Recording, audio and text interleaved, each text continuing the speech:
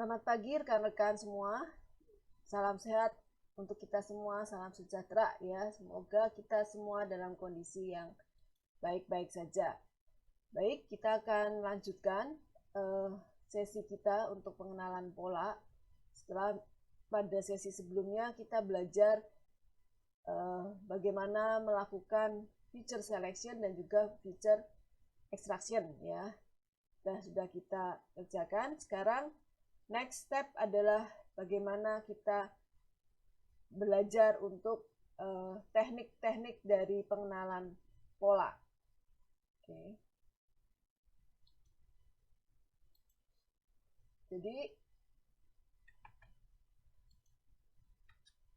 untuk outline kita adalah kita akan review sedikit tentang tahapan pengenalan pola, kemudian kita akan mempelajari secara garis besar tentang teknik pengenalan pola, yaitu supervised dan unsupervised learning. Nah, ini review dari proses pengenalan pola yang sudah kita kerjakan ya. Kemarin sudah collect data sudah, choose feature juga sudah, transformasi data fitur dengan PCA gitu ya. Ini sudah kita lakukan. Kemudian choose model, apakah ada algoritma yang terbaik gitu ya, ada nanti dengan metode statistik atau matching gitu. Kemudian kita akan masuk ke dalam train system ya. Kita belum masuk sampai bagaimana melakukan proses training, tapi kita akan belajar tentang jenis-jenis dari proses pembelajaran dari mesin untuk mengenali pola ya. Nah, tahapan untuk teknik pengenalan pola itu ada 2 tahap penting, yaitu proses learning, proses yang digunakan untuk mengambil pengetahuannya, dan proses detection. Atau dapat dengan menggunakan terminologi proses training dan proses testing ya. Jadi ada 2 yang akan kita kerjakan dalam tahapan teknik pengenalan pola, yaitu melakukan training ya dan melakukan testing, atau melakukan proses learning dan melakukan proses detection. Seperti yang sudah kita sama-sama ketahui bahwa proses learning itu waktu yang dibutuhkan akan lebih besar dibandingkan dengan proses nanti mungkin melakukan detection-nya ya.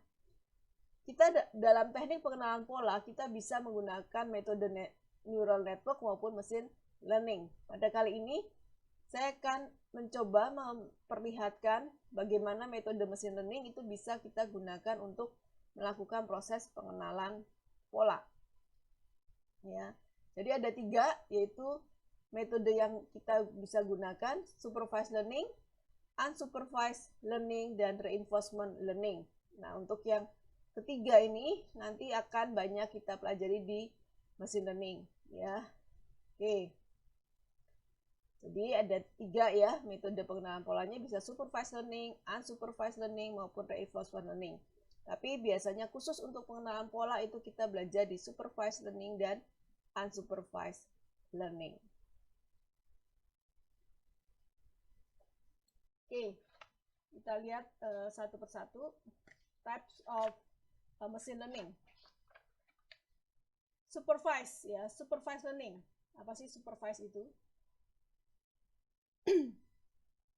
Supervised artinya tuh diawasi atau diarahkan dalam melakukan aktivitas tertentu dan memastikan bahwa yang dilakukan itu adalah sesuatu yang benar ya. Jadi contohnya di sini biasanya guru atau dosen itu membimbing mahasiswa gitu ya, atau membimbing muridnya, orang tua membimbing anaknya. Ada proses supervise ya, ada proses di mana kita diawasi atau diajari ya dalam tanda petik.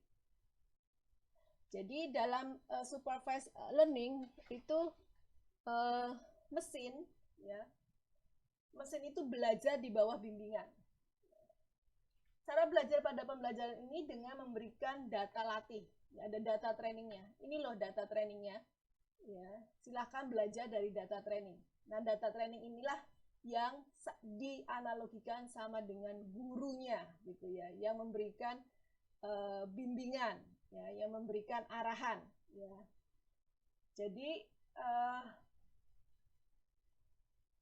cara belajar mesin atau cara belajar pada pembelajaran ini dengan memberikan mereka data latih yang diberi label, ada labelnya, ya. Dan secara eksplisit, ya, tidak tersembunyi, tetapi secara eksplisit itu memberitahu kepada mereka. Ya, jadi mesinnya itu dengan cara dilatih dengan cara diberikan label dan memberitahu mereka secara eksplisit. Ini loh ada input, ya, dan persis seperti inilah nanti tampilan keluarannya. Tolong nih, ya, ada data yang seperti ini, tolong disesuaikan dengan data training yang sudah kamu miliki. Itulah supervised learning. Ada proses pembimbingan, ya, supervisi. Yang kedua, unsupervised learning. Unsupervised artinya itu adalah belajar tanpa seorang pun melakukan supervisi atau memberikan arahan, ya. Jadi seperti anak ini gitu ya, dia belajar sendiri nih, ya, tidak ada yang membimbing, belajar sendirian, ya. Datanya nggak diberi label dan tidak ada petunjuk, ya. Tidak ada guru yang mendampingi, tidak ada dosen yang mendampingi, tidak ada yang mensupervisi, ya. Mesin harus memikirkan dataset yang diberikan, ya, kalau ada dataset yang diberikan, si mesin harus memikirkan dan harus menemukan pola yang tersembunyi untuk dapat memprediksi outputnya. Ya. Itu adalah yang unsupervised learning. Contohnya misalnya, ya, kita atau Anda, saya gitu ya, sudah tidak perlu lagi dibimbing ketika melakukan kegiatan harian, ya, seperti misalnya kalau ibu-ibu tuh nyapu gitu ya, itu udah nggak perlu dibimbing lagi, ngepel gitu ya. Anda juga sama ya, melakukan aktivitas harian dari mulai pagi, bangun pagi sampai nanti Anda tidur malam gitu ya, Anda nggak perlu dibimbing lagi. Itulah yang kita sebut dengan unsupervised learning, ya. Kemudian yang ketiga, reinforcement. Artinya adalah kita membangun pola perilaku. Nah, caranya gimana? Ya, contoh misalnya ya, reinforcement itu seperti apa sih? Contoh, misalnya kita tersesat ya, ditempatkan di tempat yang pulau yang tersembunyi gitu ya. Nah, kita ditaruh di sana, apa yang akan kita lakukan? Kita biasanya awalnya panik dulu, waduh, ini nggak ada apa-apa nih, ya. Gimana ya ini caranya saya makan gitu ya, gimana sih saya caranya mandi gitu ya. Jadi pertama kali yang muncul ada kepanikan. Kemudian karena kita nggak tahu nih caranya mendapatkan makanan, kemudian bagaimana caranya hidup di pulau terpencil itu.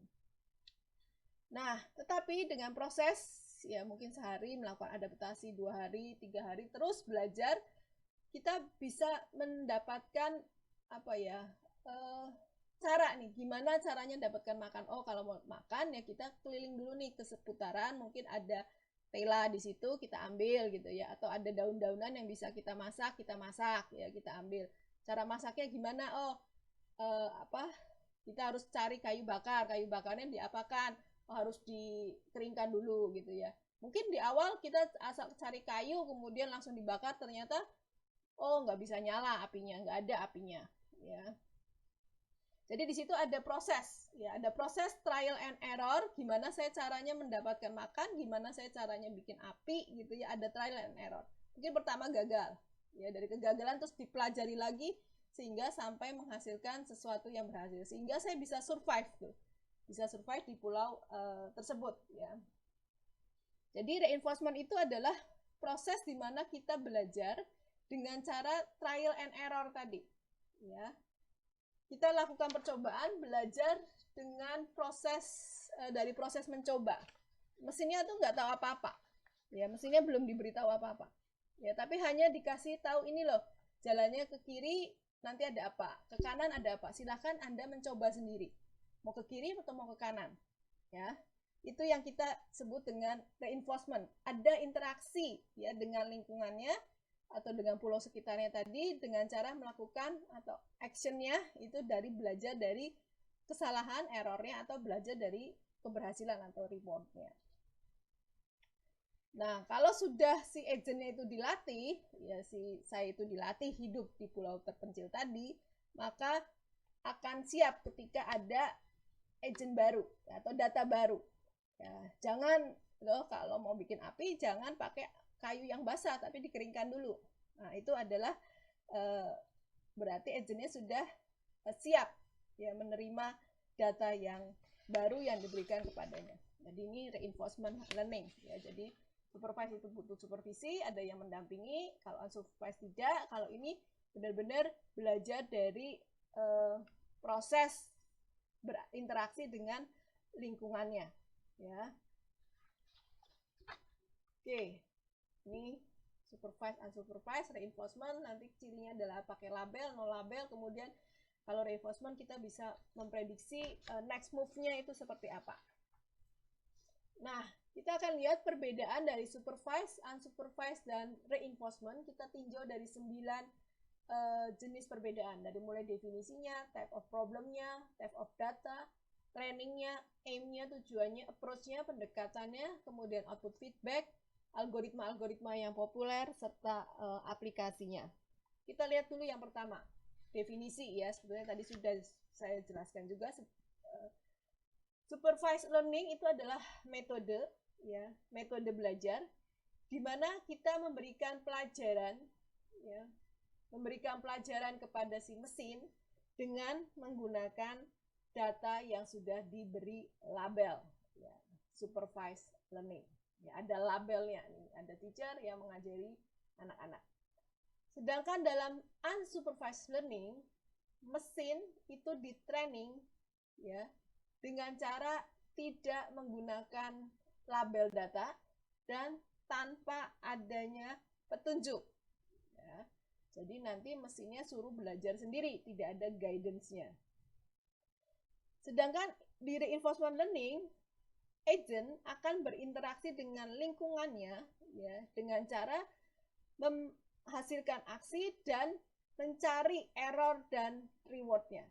Itu adalah reinforcement learning. Agentnya berinteraksi dengan lingkungannya, kemudian dengan cara menghasilkan aksi dan juga mencari kesalahan dan reward-nya. Ya, biasanya ini pada robot gitu ya. Kemudian problem apa yang bisa terjadi atau yang bisa diselesaikan juga oleh supervised learning, unsupervised maupun reinforcement learning. Yang pertama dulu, supervised learning. Nah, ada dua permasalahan yang biasanya dikerjakan untuk yang supervised learning, ya, yaitu masalah klasifikasi seperti ini dan masalah regresi. Masalah klasifikasi itu bisa dilihat dari datanya, label datanya. Kalau datanya itu berupa kategorikal, maka itu masuk ke dalam klasifikasi. Contohnya email itu spam atau bukan spam. Ini ada email masuk, ini spam atau bukan ya? Itu klasifikasi. Ya, masalah klasifikasi. Kemudian kalau masalah regresi itu untuk memprediksi data yang sifatnya datanya adalah kontinu. Ya, misalnya harga tanah misalnya terhadap luasan gitu ya. Harga tanah itu kan atau luasan itu kontinu ya, ada yang 100 meter persegi, 101, 102 dan seterusnya. Atau berat badan gitu ya, berat badan juga ada yang 50 kg, 50,1, 50,2 gitu ya, datanya kontinu. Contoh kalau untuk yang regresi, misalnya kita ingin memprediksi jumlah stok ya, jumlah stok dalam periode waktu tertentu berapa sih ya. Ini didekati dengan cara supervised learning dengan menggunakan regresi. Ya. Sekarang yang unsupervised learning. Unsupervised learning digunakan untuk memecahkan permasalahan biasanya di asosiasi dan clustering. Ya, asosiasi dan clustering. Asosiasi itu kita mencari relasi hubungan antara satu item dengan item yang lain gitu ya. Misalnya contoh di dalam kasus market basket analysis atau di keranjang belanja, kita ingin cari bagaimana sih asosiasi antara satu produk dengan produk yang lain. Kenapa kok ya kalau di contoh-contoh kenapa bisa muncul orang yang beli diaper itu membeli juga bir gitu ya. Kenapa bisa terjadi seperti itu? Oh, ternyata yang perilaku customer yang membeli diaper dan bir itu adalah biasanya bapak-bapak ya, sambil jaga anaknya dia perlu beli diaper ya, popok gitu ya, juga harus beli bir ya. Biasanya kalau orang di luar sambil jaga anaknya sambil minum gitu ya. Kemudian yang kedua, permasalahan clustering ya, target ya, email ya, target marketing ya, itu juga masuk ke dalam problem clustering. Kemudian kita melakukan cluster customer itu berdasarkan kesamaan dari customernya ya. Jadi customer misalnya yang senangnya beli baju batik ya, misalnya seperti itu ya, itu kita buat cluster yang kemiripan ya, itu kita masukkan dalam satu cluster sendiri. Dan juga bisa untuk targeting marketing gitu ya. Jadi kalau saya pernah ya melakukan yang namanya targeting email ya. Jadi siapa-siapa saja sih yang kita beri email ketika kita punya suatu produk tertentu ya, nggak semuanya ya. Misalnya kalau ibu-ibu seperti saya gitu, kalau dikasih ada promo sesuatu gitu ya, promo sesuatu harus dilihat ini termasuk customer yang ditargetkan atau bukan ya. Jangan-jangan saya bukan target ya, bukan target untuk promosi ya, bukan target untuk marketing ya. Ini diselesaikan dengan unsupervised learning yang clustering ya. Clustering juga biasanya ini yang di sini bisa untuk permasalahan atau contoh dari clustering, misalnya kita mendeteksi untuk anomali ya, misalnya fraud detection gitu ya, itu bisa didekati dengan unsupervised learning. Kemudian fraud di credit card ya, yang biasanya sering terjadi ya. Kemudian permasalahan yang di reinforcement learning seperti apa ya, inputnya itu bergantung pada aksi yang diberikan ya. Jadi kalau dia ke kiri nanti harus lewat mana gitu ya. Jadi permasalahannya seperti ini. Contohnya tadi yang seperti saya ceritakan sebelumnya tentang kalau saya ada di di pulau gitu ya. Kalau ini contoh misalnya di bidang robotik gitu ya. Aksi yang dia lakukan itu tergantung dari input ya. Kita mau jalannya kemana nih? Ke sini ya, ke jalan ini, atau dari sini ke sini. Oh, ini berarti kalau lewatnya sini, lewat jalannya ini mentok nih, oh berarti Anda salah ya, harus balik lagi ya, cari jalan yang betul sampai nanti bisa ketemu output keluar di sini ya. Kalau keluar bisa dapat reward nih di sini ya. Jadi kalau kasusnya itu berhubungan dengan aksi terhadap lingkungannya, maka cocok dengan reinforcement learning ya. Contoh tadi masalah robot ya. Kalau ke kiri harus melakukan apa, kalau ke kanan harus melakukan apa ya. Jadi contoh di sini ya, kembali nih, kalau lewat sini sukses nih. Nah, kalau lewatnya sini, ini jalannya sudah terbuka, tapi dia mentok nih, artinya tertutup ya. Dia belajar dari lingkungannya, mau ke kiri atau ke kanan. Inilah permasalahan yang bisa dipecahkan dengan reinforcement. Ada reward dan punishment yang diterima ketika dia melakukan aksi tertentu ya. Jadi ini contoh misalnya kalau dia lewat sini, wah ini berarti dia kena punishment, maka dia harus back lagi ke step berikutnya, step sebelumnya. Tapi kalau dia jalannya tepat, ya dia dapat yang namanya reward ya, sampai sini. Nah, dapatlah dia reward. Oke. Baik, kita ulangi sedikit atau kita back ya. Jadi tadi setelah definisi, kemudian type of problem, seharusnya adalah type of data ya. Type of data kita lihat yang supervised learning ya. Jadi data yang masuk ke dalam sistem yang diolah itu sudah diberi label terlebih dahulu ya. Contoh di sini ada sekumpulan data yang sudah diberi label, mana itu cat, mana itu dog ya, mana gambar cat, mana itu gambar dog ya. Kemudian dari proses training data juga sudah ada dipisahkan input dan outputnya yang kedua-duanya sudah punya label ya. Jadi sudah dilabeli cat dan dog, masuk ke dalam sistem mesin sudah bisa dipisahkan mana cat dan mana dog ya. Kalau yang unsupervised learning itu datanya belum dilabeli. Jadi yang masuk ke dalam sistem itu adalah sekumpulan gambar, ya, gambar cat, gambar dog, bermacam-macam, kemudian dimasukkan ke dalam sistem mesinnya ini, kemudian akan dipisahkan mana yang mirip cat dan mana yang mirip dog. Ya, jadi terpisah ke dalam dua klaster. Tetapi tidak dilabeli bahwa ini adalah cat, ini adalah dog. Dari awal itu tidak ada labelnya. Ya, jadi mesin ini belajar dengan sangat keras mempelajari ciri-ciri dog, ciri-ciri dari cat. Yang mirip itu kita kelompokkan, ya. Yang mirip dengan cat kita kelompokkan, yang mirip dengan dog kita kelompokkan juga. Ini yang unsupervised learning, tidak berlabel. Kalau yang supervised learning itu ada labelnya. Yang reinforcement itu lebih tinggi lagi sebetulnya karena tidak ada data yang kita definisikan terlebih dahulu, ya. Jadi dia si agent ini hanya beraksi dengan lingkungannya, tidak ada data. Kemudian dari aksi terhadap lingkungannya ini kita bisa menginterpretasikan bahwa dia itu perlu dikasih reward atau dia itu harus kembali ke state berikutnya. Ya, ini agent, tidak ada no predefined data, ya, berdasarkan dengan aksinya aja, berdasarkan dia beraksi terhadap lingkungannya. Ke kiri itu dia sukses, ke kanan dia gagal, misalnya seperti itu. Ya, no predefined data. Yang keempat, tentang trainingnya, ya, tentang training. Nah, kalau tentang training sudah cukup jelas, ya.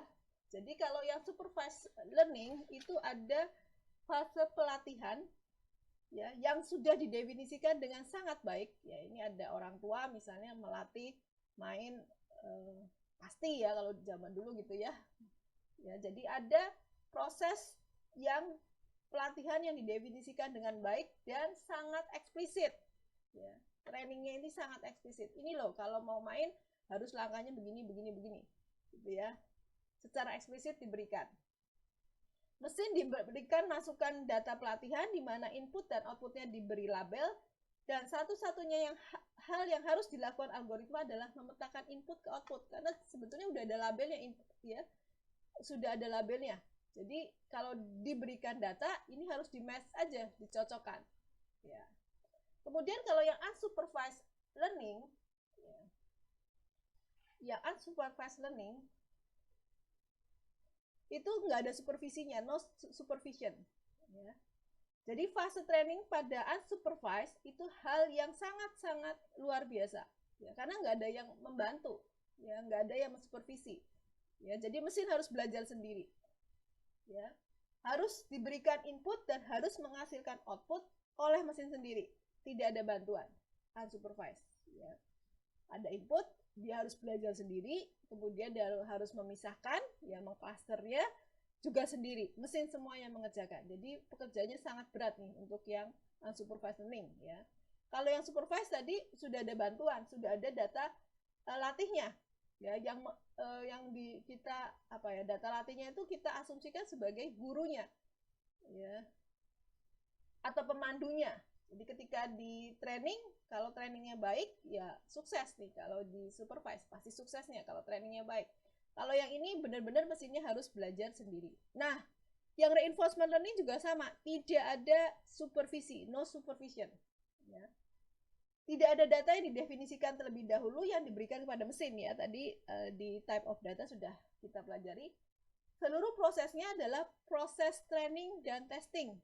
Ya, kalau di sini benar-benar dia harus belajar sendiri. Tidak ada data yang diberikan kepada mesin, maka mesinnya memulai dengan melakukan eksplorasi dan collecting data sendiri. Karena nggak ada data sama sekali. Berbeda dengan unsupervised. Unsupervised learning masih ada data yang diberikan, ya. Kemudian dia belajar dari data itu, ya, yang mirip-mirip jadikan satu, yang mirip-mirip jadikan satu. Kalau ini nggak sama sekali, ya, walaupun tidak ada supervisi, tetapi di sini tidak ada data yang didefinisikan, ya. Dia harus beraksi sendiri, ya. Dia harus melakukan eksplorasi sendiri, mengoleksi data sendiri. Ini yang fase training pada reinforcement learning. Kemudian aim-nya, tujuannya apa sih, ya? Untuk yang supervised learning, ya, tujuan akhir dari supervised learning adalah memprediksi atau meramalkan, ya. memprediksi atau meramalkan outputnya itu seperti apa, outcome-nya seperti apa. Proses supervised learning kembali dibangun sedemikian rupa sehingga dapat langsung memprediksikan hasil. Ya, memprediksikan hasil karena di algoritma supervised learning itu ada fase training. Jadi training dulu datanya sehingga nanti kalau ada data datang, oh bisa diprediksi nih, ya. Oh nanti masuknya kelompok A, masuknya kelompok B. Ya. Jadi untuk forecast. Ya. Kemudian yang untuk unsupervised learning, ya, tujuannya adalah untuk mendapatkan seluruh pola, ya, pattern, mencari pattern di sini. Ya, kalau ini untuk forecast, kalau ini mencari pattern dan mengekstrak apa sih yang ada di dalam data kita. Insight-nya apa nih? Ya. Apa insight yang bermanfaat dari kumpulan data yang diberikan? Ya, atau dari data yang diberikan. Karena hanya diberikan data, maka mesin itu harus mendapatkan output dengan cara mendapatkan trennya, ya, dengan cara mencari trennya atau mencari asosiasi antar datanya. Ya. Ini yang unsupervised learning. Tujuannya jadi mencari pola-pola yang ada di dalam data. Entah itu pola trennya atau itu juga misalnya pola asosiasinya. Ini yang unsupervised learning. Kalau reinforcement learning tujuannya itu seperti apa? Ya, dia itu belajar dari sekumpulan aksi. Ya, jadi kalau yang reinforcement learning itu seperti bayi, ya. Kemudian bayi itu awalnya itu kan nggak tahu apa-apa nih, ya. Ada mainan gitu ya, dia makan, misalnya gitu ya, biasanya baby itu ya. Kemudian ada sesuatu dia pegang gitu ya, dia belajar dari aksi yang dia lakukan. Nggak tahu dia panas atau dingin ya, jadi kalau misal panas mesti tet gitu ya, oh berarti dia belajarnya dari aksinya. Kalau itu rasanya tet tadi, ya besok jangan diulangi gitu ya, jangan dipegang lagi ya. Jadi kalau reinforcement learning belajar darinya, tujuannya adalah mempelajari sekumpulan dari aksinya. Awalnya nggak tahu apa-apa, kemudian dia belajar dari lingkungannya, dia mempelajari, menjelajah lingkungannya, sehingga mesin itu bisa belajar. Belajar dari kesalahan yang dibuat, yang pada dasarnya belajar dari pengalaman. Ini reinforcement learning. Jadi kalau ada beraksi dengan lingkungan, itu adalah tujuan dari reinforcement learning. Kemudian pendekatan. Ya, supervised learning, ya. Ini Anda lihat pendekatannya, bagaimana pendekatan yang dilakukan di supervised learning. Dia melakukan mapping label dari input, ya, inputnya sudah ada labelnya, kemudian di training, ya, datanya yang sudah di label ini di training, sehingga bisa memperoleh output. Nah, jadi di sini ada label input kembali, ya, ditekankan. Yang unsupervised learning, algoritma itu harus menemukan pola dan tren dari data inputan yang tidak berlabel, ya, sehingga dia bisa memperoleh suatu output. Ya, ini pendekatannya. Kemudian kalau yang reinforcement learning itu dengan mengikuti trial and error method. Ya, jadi tadi yang contoh robot tadi ke kiri atau ke kanan. Ya, dia coba-coba. Kalau dia berhasil, maka dia akan mendapatkan reward. Tapi kalau dia gagal, dia akan mendapatkan punishment. Jadi mengikuti trial and error method. Ya, kalau yang supervised itu mempelajari pola dan mencari pola, ya, dari inputan yang belum diberikan label. Oke, berikutnya output feedback. Untuk feedbacknya, ya, kalau supervised learning jelas, ya, sangat jelas, ya, ada mekanisme feedback, ya, yang secara langsung diterima pada saat proses training. Ya, ada feedback di sini. Karena ini nggak cocok, ya diulangi lagi. Ada trainingnya, pada proses ini ada langsung feedbacknya. Nah, yang unsupervised learning, karena dia mencari pola, maka tidak ada feedback. Ya kalau polanya cocok ya gabung-gabung, tapi kalau polanya tidak cocok gitu ya, patternnya tidak cocok, dia akan memisahkan diri, nggak ada feedback sama sekali, karena datanya tadi tidak diberikan label. Kalau yang reinforcement learning itu feedbacknya berdasarkan reward system, ya. Jadi dari input state ke environment, kemudian ini ada reward. Jadi yang memberikan feedback itu dari environment-nya, ya. Jadi kalau yang reinforcement itu dari environment-nya, dia memberikan reward atau memberikan punishment, ya.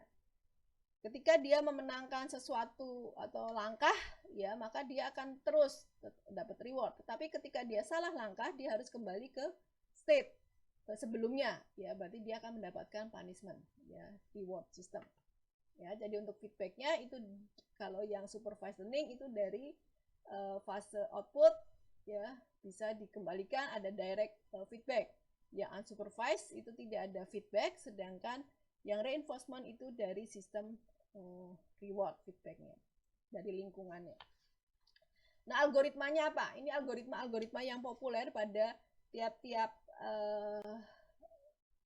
pembelajaran mesin. Yang supervised learning tadi ada dua, ya, regresi dengan klasifikasi, ya. Regresi itu linear regression, logistic regression. Kemudian yang klasifikasi itu ada SVM, KNN, random forest, ya. Ini yang klasifikasi. Kemudian yang unsupervised learning, ya, itu ada yang untuk clustering, K-min dan C-min itu yang clustering, yang asosiasi itu biasanya kita dekati dengan a priori, ya. Kemudian yang reinforcement learning yang cukup terkenal itu key learning, ya. Key learning itu sangat terkenal. Kemudian SARSA, ya, state action, reward, state action, ya. Jadi ini belajar dari reward punishment, ini belajar dengan menggunakan key learning, ya. Nanti algoritmanya karena banyak, tidak semuanya kita akan pelajari, tapi nanti kita akan pilih mana yang sudah Anda pelajari, ya, mana yang sudah sering dipelajari tidak akan kita ulangi, ya, ulangi mungkin sedikit atau sekilas saja. Kita akan mempelajari algoritma-algoritma yang lebih baru, gitu, ya. Kemudian aplikasinya bagaimana, ya? Biasanya untuk yang supervised learning banyak digunakan untuk tadi karena tujuan untuk forecasting, kemudian untuk bisa untuk melakukan evaluasi risk evaluation, ya. Misalnya untuk memprediksi profit penjualan tadi, ya, di forecast, kemudian bisa untuk risk analysis, ya, ini yang supervised learning, ya, tadi kayak model email spam atau bukan, itu kan juga salah satu aplikasi, ya. Kemudian yang unsupervised learning biasanya untuk recommendation system, ya. Kemudian untuk anomaly detection juga bisa untuk fraud detection, ya. Deteksi tadi analisa kartu kredit, gitu, ya. Ini yang aplikasinya. Recommendation system juga masuk ke dalam unsupervised learning. Rekomendasi sistem contohnya seperti ini, ya, yang mungkin Anda sering banget, ya, tanpa sadar itu Anda menerima recommendation system. Nah, contohnya gini, kalau Anda beli di Amazon atau beli buku, gitu, ya, mesti di situ akan dikasih tahu, ya, orang-orang yang membeli buku A juga membeli buku B loh. Ya, itu namanya recommendation system, ya. Atau Anda shopping online, gitu, ya, Anda beli satu baju, gitu, ya, atau klik baju tertentu, nanti di situ akan dikasih rekomendasi, orang yang beli baju A ini yang modelnya seperti ini juga beli baju yang modelnya seperti ini loh, gitu, ya. Nah, itu yang namanya recommendation system. Kemudian yang reinforcement learning, ya, contohnya ini bisa untuk self driving car atau untuk gaming, ya. Paling sering itu untuk main game, itu menggunakan contoh aplikasi dari reinforcement learning. Nah, sekarang kita lihat kasus-kasus, ya, yang bisa disolusikan. Contoh di sini. Berdasarkan dataset yang dimiliki sebuah bank, diminta membuat keputusan apakah seorang nasabah itu berdasarkan profil yang dia miliki layak diberi pinjaman atau tidak. Ya, jadi Anda lihat dari case tadi kita yang pertama itu ada kata kunci di situ. Diberi pinjaman atau tidak. Berarti ada label. Ya. Inputnya sudah diberi label karena dia punya dataset nih. Inputnya sudah ada labelnya, si A itu diberi, si B tidak, ya. Kemudian karena datanya adalah data dari sebuah bank yang mungkin datanya adalah data klasifikasi, maka dia akan atau kita gunakan supervised learning yang tipenya klasifikasi. Nah, seperti ini datanya ya, berapa jumlah saldonya, kemudian durasi pinjamannya, tujuannya untuk apa, ini semua di data ini. Kemudian kita kenakan algoritma yang biasanya menggunakan misalnya KNN ya. Jadi nanti kalau ada customer yang masuk, kita lakukan prediksi dia di approve atau di reject loan-nya. Kemudian case yang kedua, misalnya berdasarkan rumusan jarak sebagai fungsi dari kecepatan, maka Anda diminta untuk memprediksi jarak ketika diketahui kecepatan dari sebuah mobil. Ya, kecepatan dari sebuah mobil ini adalah datanya kontinu ya, sehingga kita gunakan supervised learning yang regresi. Ya, ini datanya ada speed, ada distance-nya.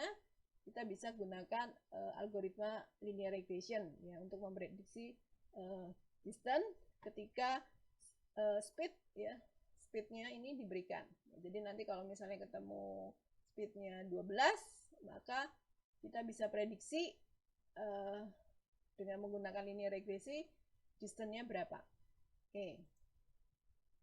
Case yang ketiga, ya, kita pengen membuat cluster ya untuk film yang favorit dan yang tidak favorit berdasarkan status like yang diperoleh dari sosial media ya. Jadi ini adalah kasus untuk atau bisa disolusikan dengan unsupervised learning yang model clustering ya. Karena apa?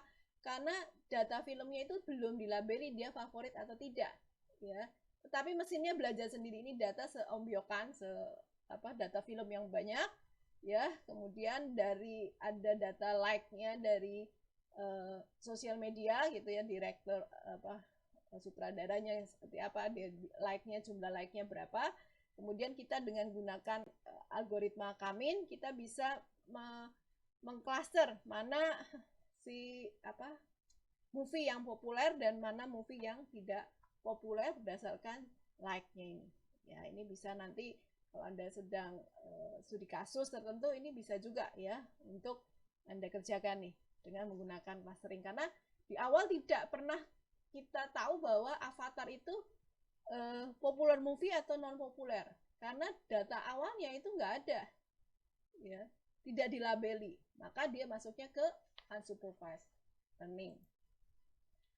Kemudian kasus yang cukup terkenal itu keranjang belanja ya. Kita ingin mengetahui item yang sering dibeli oleh pelanggan pada sebuah toko tertentu, ini masuknya unsupervised learning, karena datanya itu kita tidak pernah tahu ya pelanggan itu belinya apa saja gitu ya, tidak ada labelnya di situ.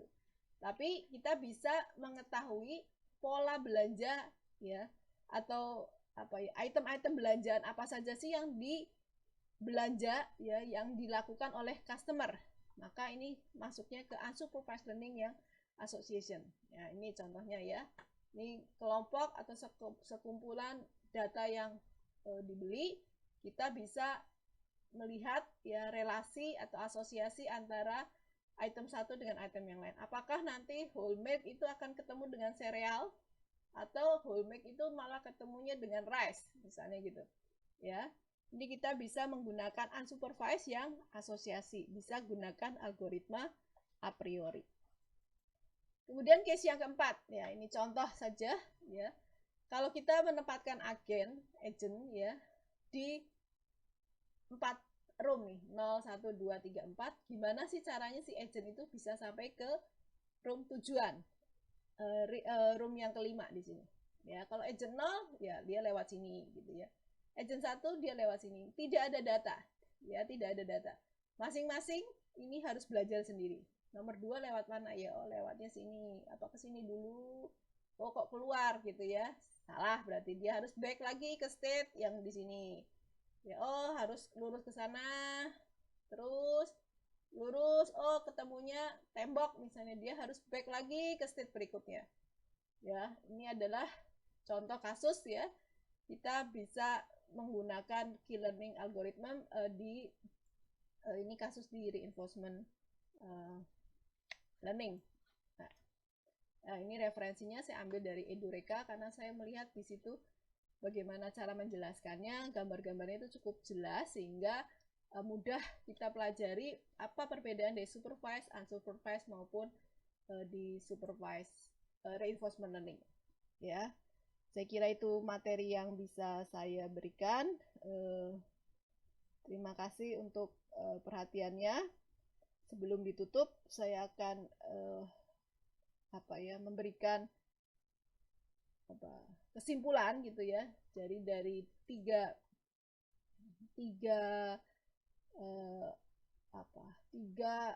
metode dari